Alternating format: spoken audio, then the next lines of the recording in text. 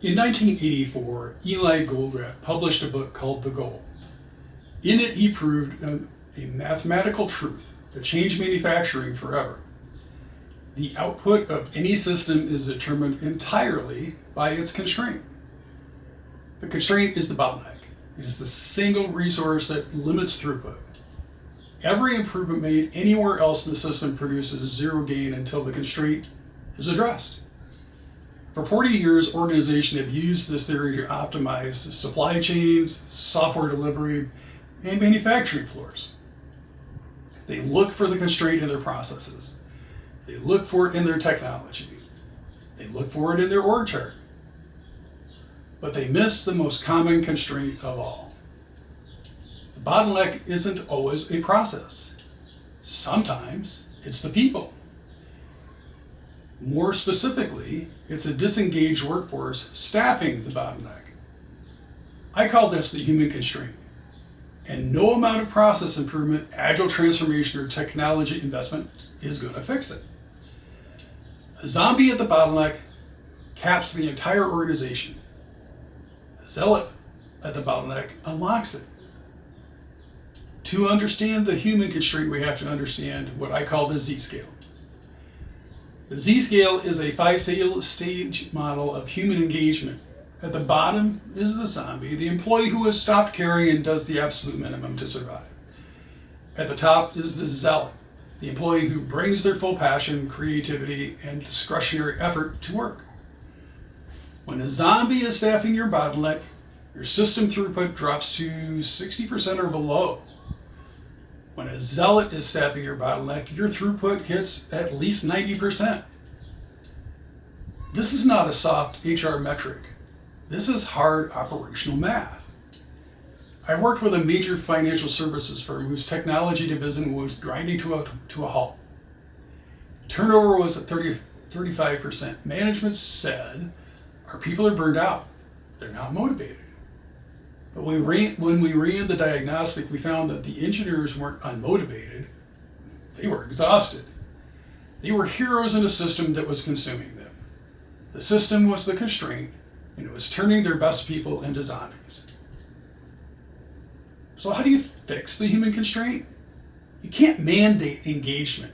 You can't buy it with a bonus. You have to build the environment that creates it. The solution runs through what I call the AMP framework: autonomy, mastery, and purpose. Autonomy is the first requirement. People produce at their peak when they have a genuine authority over how they do the work. Control without ownership creates zombies. Mastery is the drive to get better at the things that matter. When the environment blocks growth, zealots become zoners, and zoners become zombies.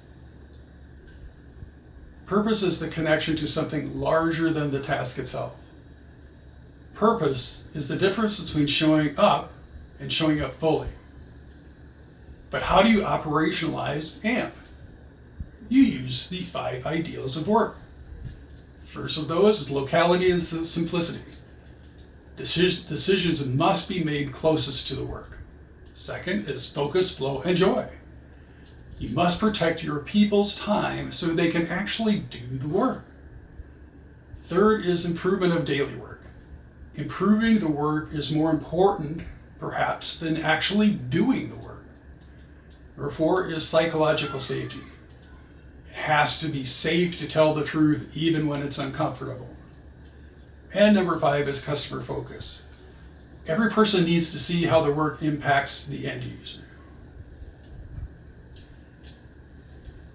I once watched a mentor of mine, an agile coach, transform a room of 200 resentful, disengaged hotel housekeepers and maintenance people into a team of zealots in 45 minutes. She didn't give them a new process. She didn't give them a raise. She gave them the 5 ideals. She showed them that they were the most important people in the hotel, and she gave them the autonomy to fix the problems they saw every day. The human constraint is the ultimate test of leadership. When you find a bottleneck in your organization, your first instinct will be to buy a tool. hire more people, or write a new process. Stop. Look at the people staffing the bottleneck. Are they zombies? Are they zoners? Are they zealots? If they're zombies, you do not have a capacity problem. You have an environment problem. You can't fix a human constraint with a technical solution. You have to change the system. You have to give them autonomy, mastery, and purpose. You have to build the 5 ideals into the fabric of their daily work. When you do that, you don't just fix the bottleneck, you raise the dead. Thank you.